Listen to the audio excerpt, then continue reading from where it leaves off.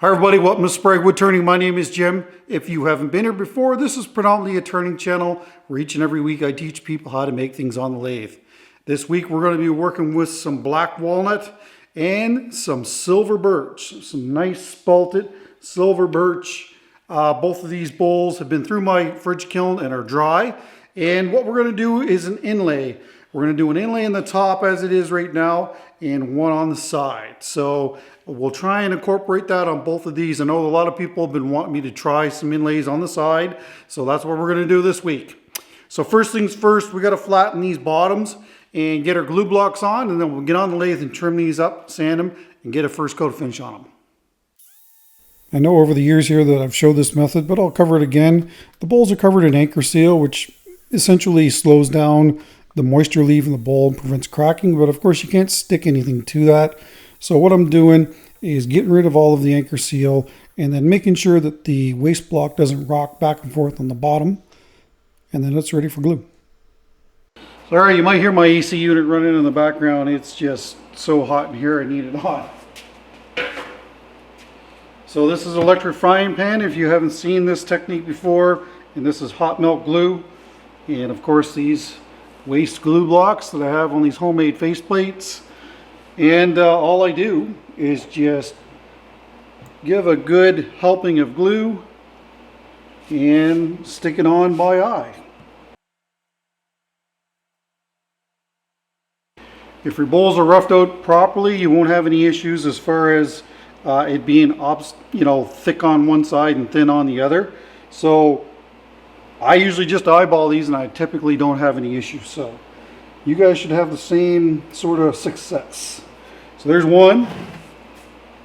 I should also mention that I did blow these off with the air gun so that they're nice and clean and dust free. And again, I'm just sighting down on top of it to line it up. There, we'll give that glue about 10 minutes to harden up, and then we'll be on the lathe.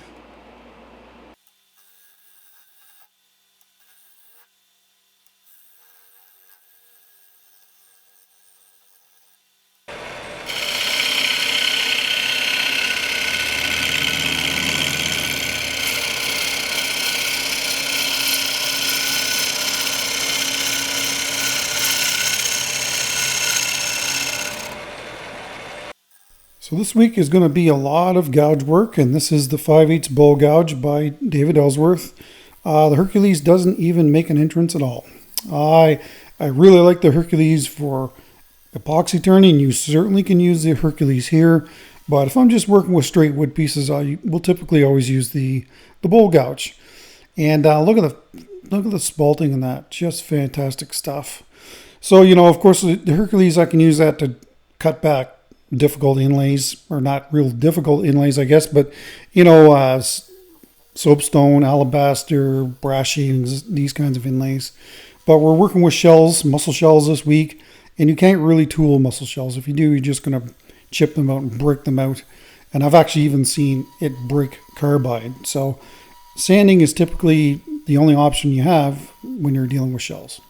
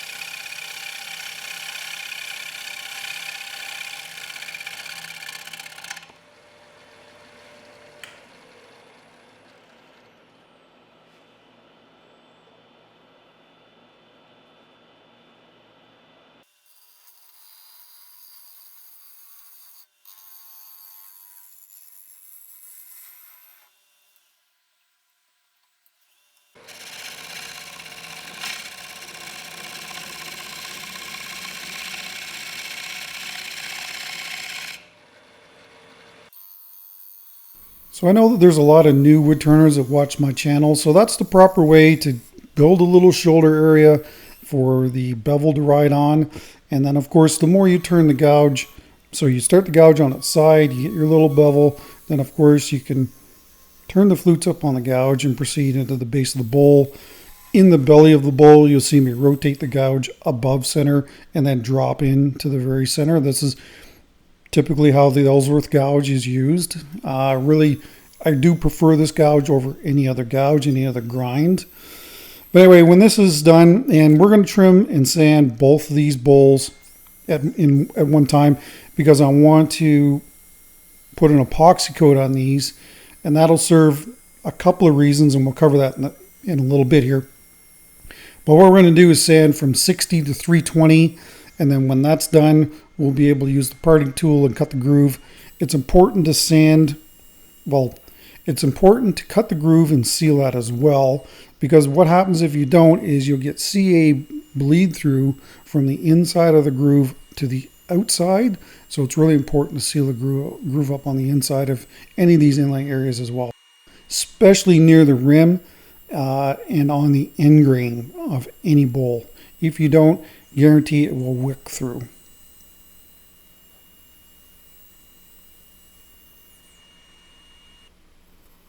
So that is a 3/16 inch parting tool from Crown. And along with that, make sure that you have a fresh and sharpened parting tool if you're going to do this. That way you're not dealing with any tear out.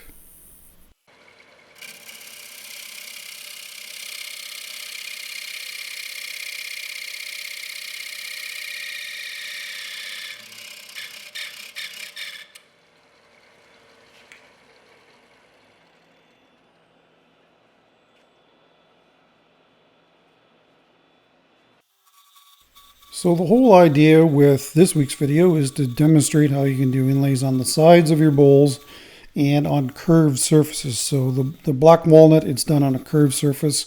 And of course on this one, it's done on the top and on the side. So it is more difficult to do on the sides, and that's typically why you don't see a lot of it.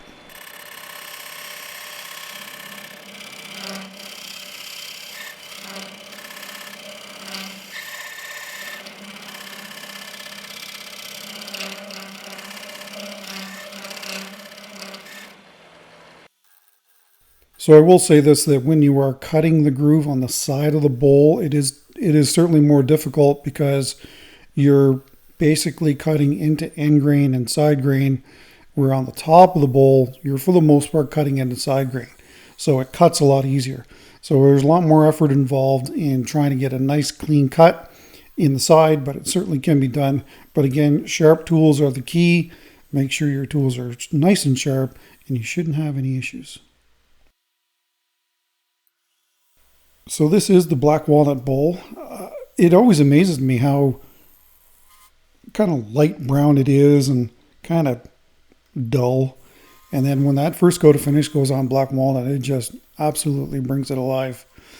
A lot of people may not know this, but black walnut and English walnut will lighten over time, where a lot of woods typically will get dark, like cherry will get darker and richer looking with age, but black walnut will actually lighten in color over time.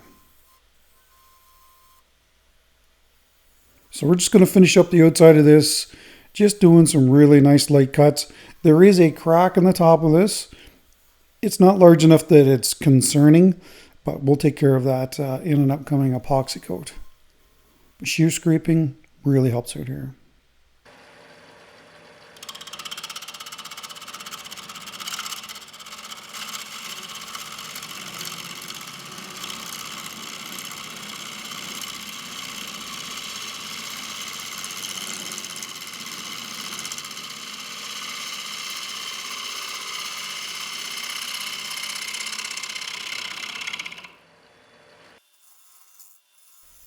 So that first cut was probably a little bit too aggressive. I do consider myself to be kind of a heavy-handed turner. I think that maybe comes back from my production days and having enough product for shows and meeting deadlines. A lot of times I'm in get her done mode, and maybe my technique isn't the best. I will say this, that, you know, for all wood turners, but in particular the new wood turners, if you haven't found Richard Raffin's YouTube channel yet, I would highly recommend subscribing to his channel and watching what he does. Richard Raffin has been around for a very long time. He's a fantastic turner and a fantastic teacher. He's actually the one that inspired me, him and a guy named Ken Bullock in New Brunswick. The two of those guys kind of inspired me to be the wood turner that I am today. When I first started turning, bought a lot of Richard Raffin books, videos. Anyway, he's a fabulous wood turner, and I do highly recommend it, especially if you're learning to turn. But hey, I think all wood turners can probably pick up stuff from Richard Raffin. So if I think about it, I will link his YouTube channel in the description down below. Check him out. He's living in Australia now. Yeah, he's been there for a number of years. Anyway, Richard Raffin, he's awesome. Check him out.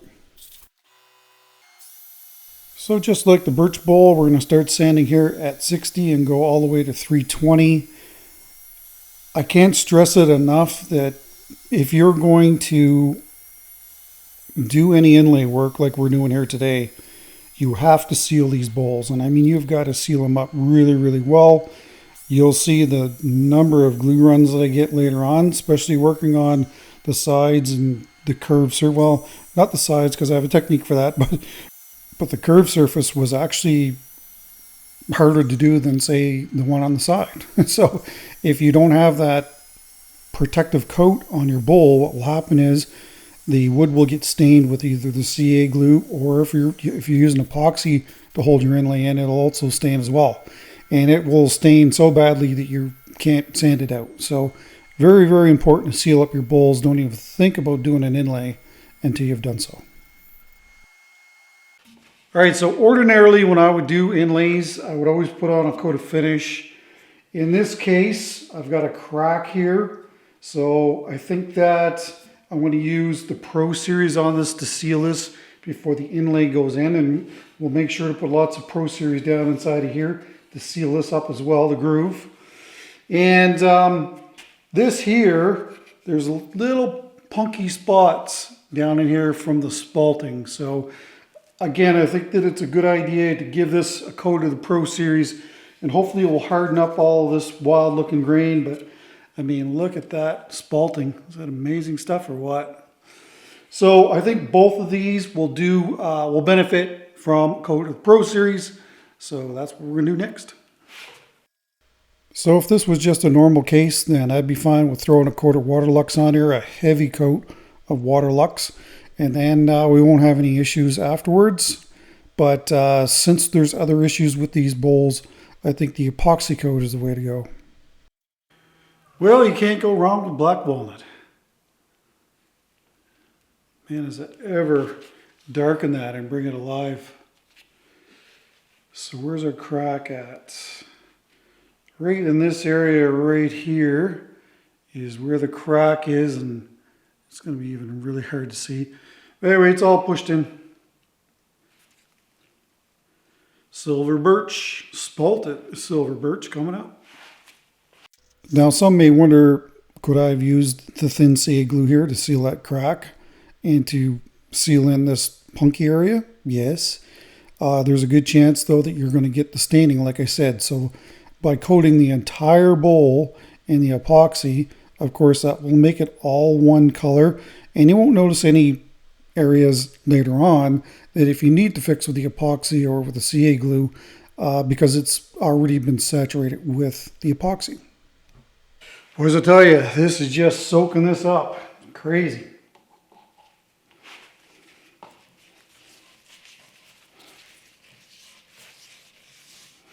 And of course, it's mostly on the end grain.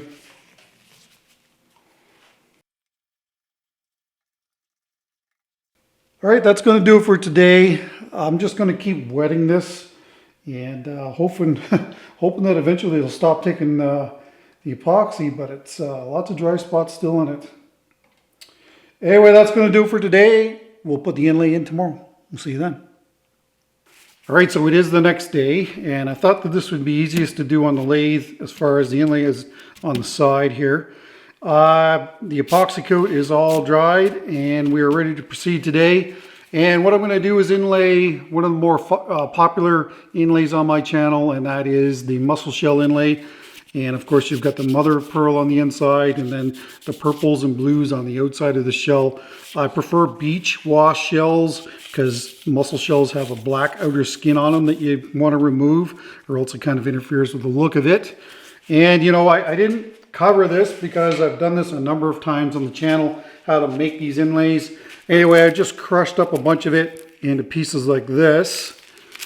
And what I'm going to do is inlay it using Starbond Thick, something that we rarely use on this channel, if at all, pretty much.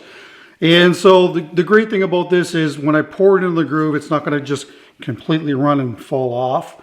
So I'll pour a bunch in the groove, dump the mussel shells on them. That's what this little bucket's for, to catch the shells. Not like they're a real valuable material, but I've got boxes and boxes of them, but still they're crushed, so I don't want to waste them. And then I'll just pack this with the shells, and then we'll hit it with the accelerator as we go, and that will fill in that, and then we'll do the inlay on the top when I get this done. I'm just going to use this little brush to move the glue around and make sure that it's spread throughout the groove here.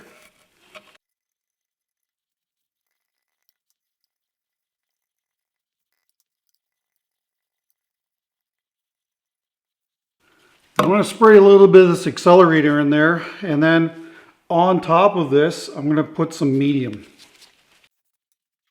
So here's a big bottle of the medium.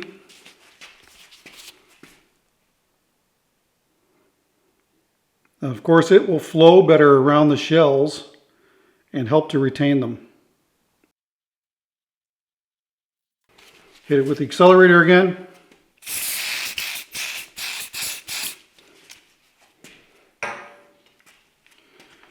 Give that just a couple of minutes or a minute or so to keep from running, hopefully. So since the wood is nice and sealed up, we're not real concerned about getting any glue staining here. I don't know if you can't really do this with thin CA glue. If you do, it's just going to run off. I really do recommend using the thick for this. And if you want to try some Starbond products, there is a link in the description. And of course, when you order and use code InlayJim, you get 15% off at checkout. So thanks for that, for those people who go there. And I've got the thick, the medium, and the thin, along with, they also have the colored CA glues as well. So they're great. Absolutely love them. Perfect for this use. So there. I know it looks pretty rough right now, but we'll carefully sand this back so that we don't affect the top here. But we'll have to see how it goes. You know, there's some other pieces that I could fill in, but what I'm going to do is leave this, let this set, because it's easier to grind back when the glue isn't all the way to the surface. So anyway, we'll give this a couple of minutes and then we'll put it in the top. All right, so putting the inlay in the top is a lot easier. All you need to do is just fill it and tap it down and then fill it with glue.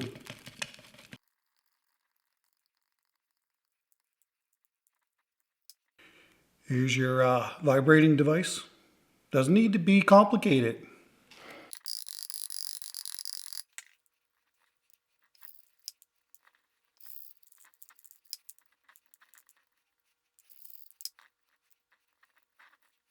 All right, so now that our groove has been filled, and you know, one of the things you don't want to do here is completely fill this to the top with glue, because it's going to be very hard to sand back.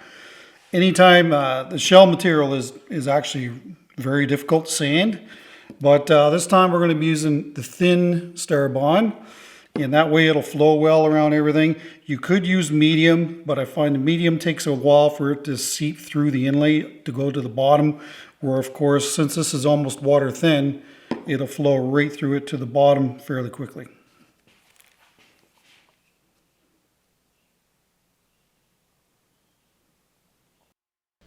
So on this first pass of glue, it's just basically meant to retain the shells so that tomorrow we can sand them back and not have a whole bunch of glue to sand back as well. But on the second filling, that's of course when you're going to try and fill it right to the top with the glue. All right, well that's all we can do with this today. We got to give this 24 hours to cure. I know that this is instant glue, but it's not that instant when you put it in very heavy like this.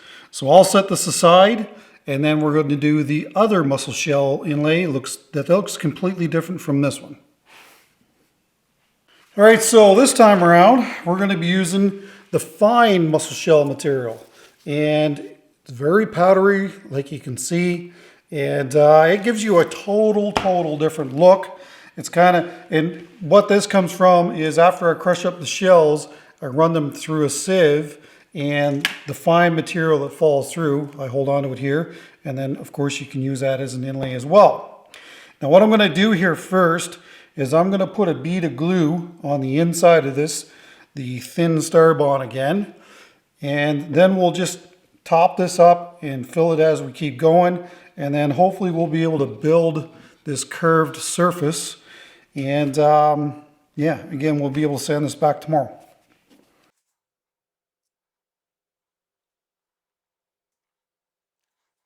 I am going to throw gloves back on this because there's a good chance I'm going to get some of this on my skin. So that's why I'm wearing gloves.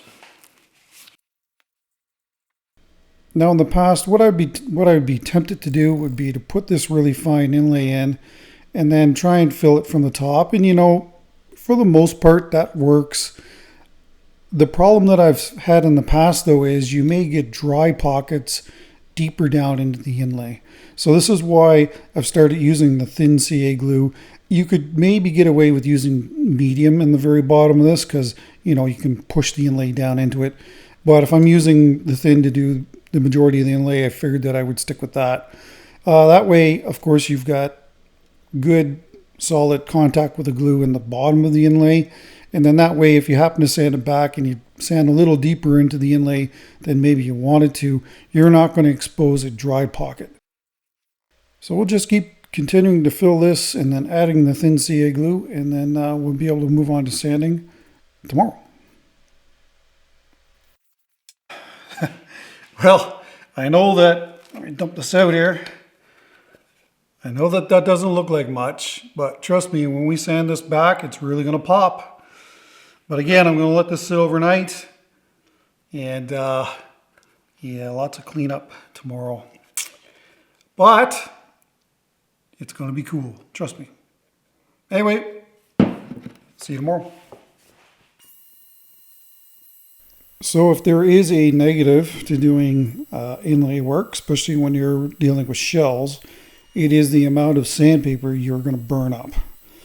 I believe between these two bowls, I do the majority of the sanding with 80 grit, and I suspect that I used up almost 10 80 grit discs grinding this back, not including the 6-inch PSA backed disc that I use on the top of these pieces. I think I only used 2 or 3 of those. But of course, you can't be real aggressive here, because if you do, you're going to lose your border at the very top of the bowl that's holding the inlay in. So you'll have a thin outside piece of wood and then a thicker inside piece of wood, and then it'll look really strange. Or out of balance. And if you've been here for a while, you know that I like to have things that are in balance. So once that's done, there's the 6-inch random orbital sander that I use. And this is really aggressive, and it does a good job cutting that inlay back. And again, I've picked one of the hardest inlays to work with. So if you can do an inlay on the side with a hard inlay like this, you can do it on the side with any other softer inlay. So that's one of the main reasons why I went with this inlay this week, other than the fact that it looks awesome. So now how do we prevent glue staining? Because I've ground away a lot of that surface, and now we're in trouble if we don't protect the wood. So here I'm just taking some duct tape, and I'm going as close to the inlay as I can. That way you're not going to have a CA glue stain line just above the inlay. And I mean, this epoxy has penetrated deep into this piece. I don't know if there's a ton of worry there, but I thought it better safe than sorry. So I'm going to fill that one along with this one that I'm working, but I figured I would sand them both back, and then that way I would do the second inlay at the same time. So that's why I've switched to the walnut one. Initially I tried turning it on the lathe or sanding it while it was spinning on the lathe, and it just really wasn't working. What will happen is if you've got the inlay material thicker in one spot, then of course it will sand down through thinner areas, and then you'll end up having essentially little divots in it. So it's best to sand it by hand, and then when that's done, you can blend it all in when you turn the lathe on.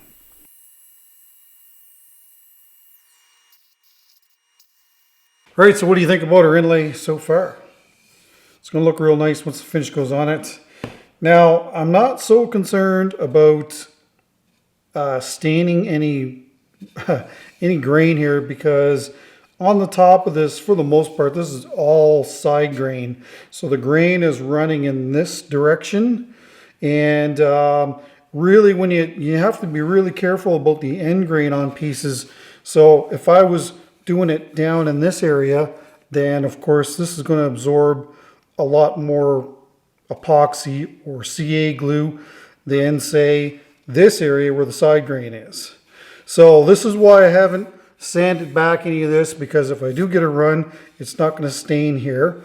But it is a little risky, but I'm going to be careful when I put the CA glue on. And of course I haven't touched the inside either. So back again with the fine mussel shells.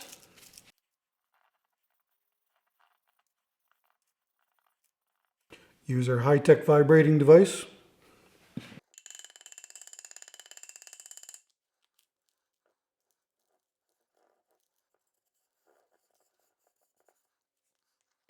So one of the reasons why I took this off the lathe is so that I can orientate the inlay so that it's, more or less horizontal. That way hopefully the glue isn't going to run when we put it on. And again, we're going to be using the thin Starbond. So yes, there still is the possibility of getting some stains. There is a little bit of the end grain exposed on this piece, but for the most part, I believe that the epoxy has sealed this up quite well, and in the end, there isn't. So the epoxy has done its job as far as sealing the wood is concerned. There you go. We'll do the coarse mussel shell inlay next. So this one's of course going to be a little bit more harder to do since it's so coarse. If I use the thin CA glue, then hit it with the accelerator, then there's a chance that we're going to get some foaming in it. So when I do spray it, I'm going to spray it from distance, and then hopefully it'll just set and we won't have to worry about it. I am a little concerned about getting this done today because this is Monday and I need this into its first coat of finish. Big areas here that need to be filled in. So as you watch me put the inlay in here, this is your weekly house update. And if you're not familiar with what I'm saying, my wife and I are selling our current home and moving back to our home province of New Brunswick, and that's on the east coast of Canada, if you're not familiar. Well, we did have 2 showings last week. Both of them were positive. Little surprised by one because they weren't really in the house all that long. But another one, they're looking for a large home because they're a growing family, and they want to bring move their parents in as well. So the downstairs would be a really good granny suite because of course we have a walkout basement. So that's really awesome in that regard. So this is Thursday. I don't know, the plan was for their parents to come up and have a look at the house as well and make sure that it's suitable before any decisions were made. So we'll see how it goes. I don't want to jinx things, but so far this one's looking the most promising of them all. But we will see. Along with that, I've also been doing some upgrades on the house. We did do some deck work, just basically stripping off the deck boards and replacing them. The substructure of the deck looks like it's brand new, so I'm not going to swap that out. And they're also here to template the new countertops that will be installed. So exciting times. Hopefully in a couple of weeks they'll be done as well. All right, for this one, I'm going to have to let that sit for at least a half hour, and hopefully any of the glue, you can see it kind of vaporizing off there a little bit. Hopefully that will be all hardened up so we can sand this back, get this done today. When you're putting in heavy pockets of glue, it may take a day for it to cure. I realize that, you know, this is instant glue, fast curing glue, but when it's put in large volumes, it doesn't really cure as fast as you may think. Anyway, I'm just going to go around here and spot glue any holes that may appear. And when it's cured, we'll be able to sand it back.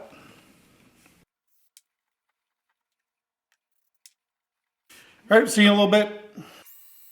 So these wait times for me were never an issue in the past because at any one time I could be working on 20 different bowls with different inlays. So they were always at various stages in the process. So while one was sitting there curing, I'd be working on another one, and then so it was always concurrent activity. But of course, when you're shooting YouTube videos, you want things to be done as soon as they can be, so that you know you can get things edited and get it uploaded. So kind of a total different situation. I don't know if you may have missed it, but on this here, I think I do 4 fillings after this second filling goes in. So there's always going to be little spots to fix. You're not going to get them all, because what happens is you'll put one on, you'll fill a hole, and then of course you'll sand a little more, and then expose a void, and sometimes it'll actually drive you crazy chasing them around. But in the end, as long as you get the vast majority of them, I do find that if there are some areas where, say, the inlay is missing, and I'm talking just small little areas, that it kind of gives it a more organic feel, more natural feel. So you're not going to get them all, but as long as you get the vast majority of them, then that's the important thing. I should also mention that I don't do any sanding on the bowl until where we haven't sanded yet, until I know for sure that the inlay is where I want it. It's filled and it's ready for finish, and then you'll see me continue to sand the rest of the bowl and clean up any glue runs and that kind of business. But you know, until such time, it's best to leave it alone until the inlay is completely filled. And there is the completed inlay on the side. We'll finish the sanding once the very top is done. Again, don't want to do anything with the rest of this bowl until I know for sure that all these inlay areas are good to go. So just like we did previously, the lathe is off, sand down any high points. Once all the high points are sanded down, then we'll turn the lathe on and blend it in. So as you watch me do this, fill and sand and fill and sand, we'll talk briefly about last week's project. And of course, that is the black walnut piece with the bird's eye maple and the pumpkin orange tinted resin. We're very well received. Thank you to all that watched that last week. And if you missed it, I will link it at the end of this video. I did put up an ASMR video this past week too that, well, the views on it are the lowest out of all the ASMR content that I've put up so far. So I don't know the direction that's going in. I don't know if it's even worth doing any more on the channel, to be quite honest with you. Views are extremely low on them, and I realize that the vast majority of people are here to, you know, for the voiceovers and the detailed content, and I have absolutely no intentions of ever changing that. But I thought these ASMR videos would be great bonus content, but so far I think that maybe it might be hurting my channel, so I don't know if I'm gonna keep going with it. But anyway, if you've watched the content down below, please leave a comment. Let me know what you think about it. But I understand why most are not watching it. Well, all right. We're finally to the first coat of Waterlux. This is Waterlux Gloss.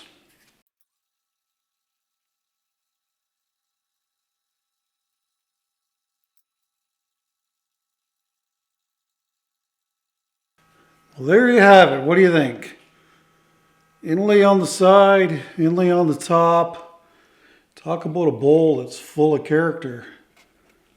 It's definitely it. Look at that spalting, just amazing.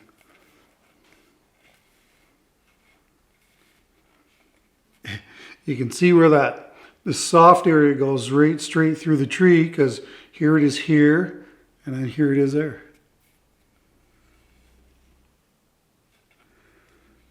Little divot in there where that soft area is, but that's what you can expect when you work with spalted woods.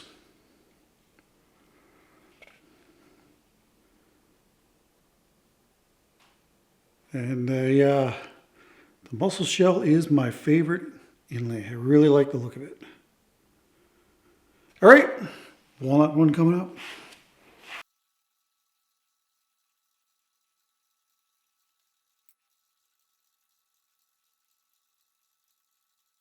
Does that Waterlux ever bring that walnut alive?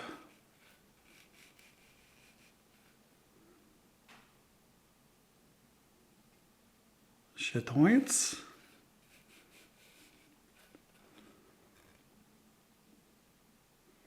Beauty.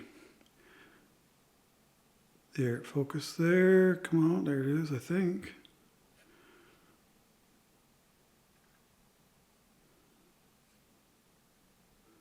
Total different look from the large mussel shells. I would say it looks more like corian if you're countertop material. Anyway, let me know in the comments what you think about these two inlays. And we'll see you tomorrow for the second coat. Alright, so before we put our next coat of finish on, I thought that I would show you and see what the surface looks like. For the most part, I mean, this is a complete matte finish. There's no shine at all. The only shine is really on the shells. Yeah, I mean, there's little areas where it's shiny, but for the most part, it's kind of dull, especially in these spalted areas here. So that's that one. And same thing with the walnut, really. It's absorbed the majority of the finish. Little shiny in spots on the side grain here. But of course, on the there's a little bit on the end grain too. But this is going to take for sure 3 coats. And this will be the second coat. All right. Thought that I would just show that before we started putting the second coat on. So that is the Triple E buffing compound from the BO buffing system. And I don't know if I mentioned it or not, but for the bowls, I only sand it to 320. I typically don't sand any higher than that unless I'm working with epoxy. Don't forget that denatured alcohol. Such a crucial step.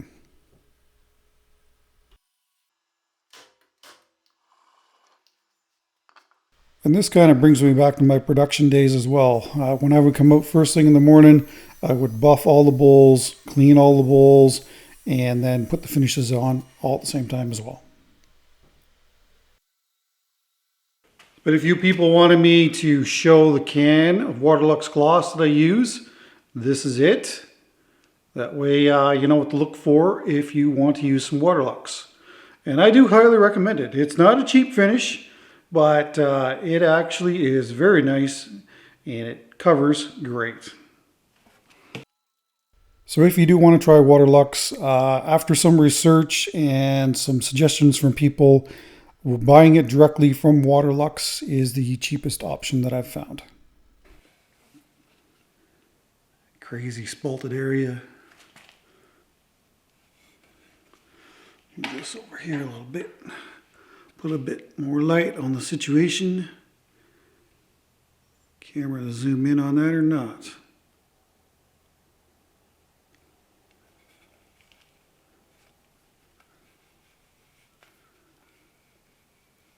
The great thing about being a wood turner is that there's never any two pieces the same.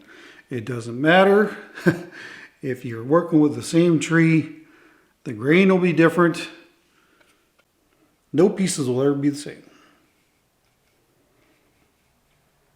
Walnut coming up. I must say it has covered quite nicely. I will give it another coat of finish Either way, even if it doesn't need it, I'm still going to give it another one. And there is the walnut.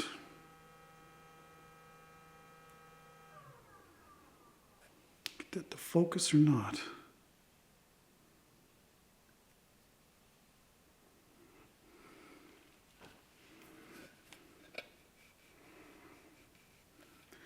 It's got lots of character and chatoyance as well.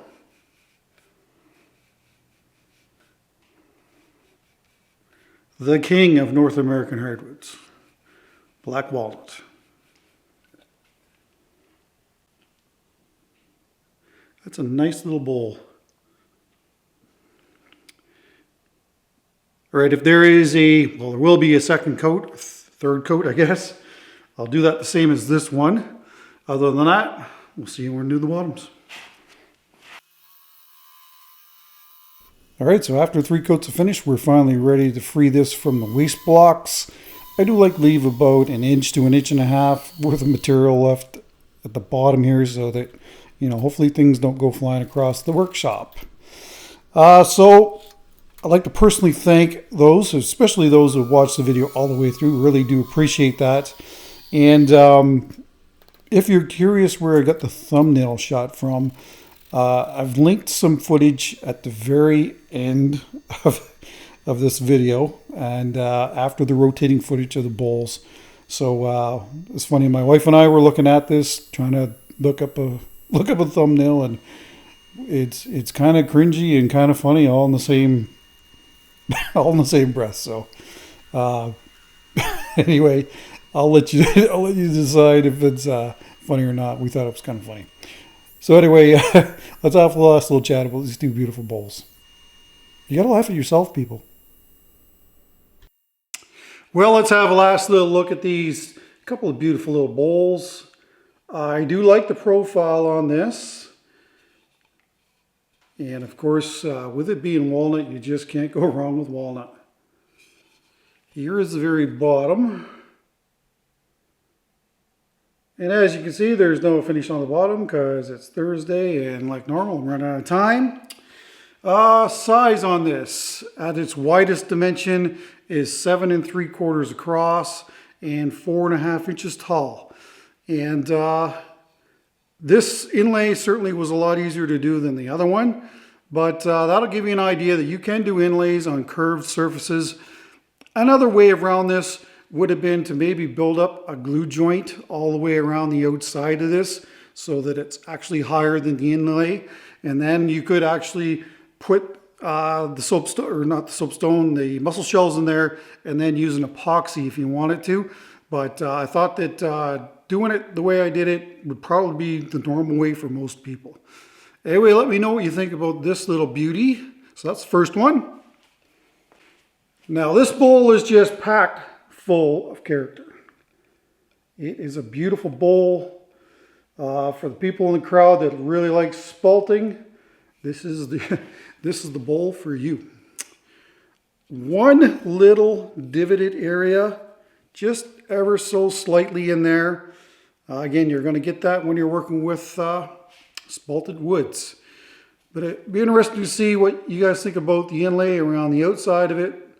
And of course, the large mussel shell inlay, if I can get this to focus, is by far my favorite. Here is the very bottom. Just like the black walnut bowl, it will need at least 3 coats of finish, and it'll be ready to go to its new home. Should mention that this is, I got this written down here, 8 3/4 across and about 4.5 inches in height, the same as the other walnut. And these are sold. Sorry, these are already sold. These bowls, I've got people that are always kind of looking for these bowls, so I reached out. Well, one person that I know wanted last week's piece, and I mentioned that I was doing this, so they're going to that person. So I'm not going to mention their name on here because they know who they are. All right, well, that's it. Hopefully you enjoyed the video. Getting back to my roots with the inlays. I know a lot of people is why they subscribe to my channel. But, you know, to be honest with you, I'm running out of inlay ideas. I really am. So again, like I said earlier in the video, if you have any inlay ideas that aren't too like crazy, well, maybe if they're crazy, you never know, maybe I might be down for that too. But anyway, drop a comment down below and let me know what you'd like to see for an inlay, and maybe I can tackle that later on. As far as what we're going to do next week, we're going to be working with some really large pine cones, and that's kind of where I want to leave that at. Don't want to give away exactly what we're going to be doing, but they are huge pine cones. So that's what we're going to do next week. Don't forget about our sponsors in the description down below, and of course by putting designer epoxy in the comments down below, you'll be entered into the 3-gallon giveaway at 130,000 subscribers when we get there. And of course, that's only for continental USA and Canada. Okay, that's it. Take care, stay safe. Don't forget the bell. Please share my videos with your friends. That is the largest way for me to build my presence here on YouTube. I would really appreciate it. Have yourself a great weekend, and hopefully we'll see you next Friday. Take care.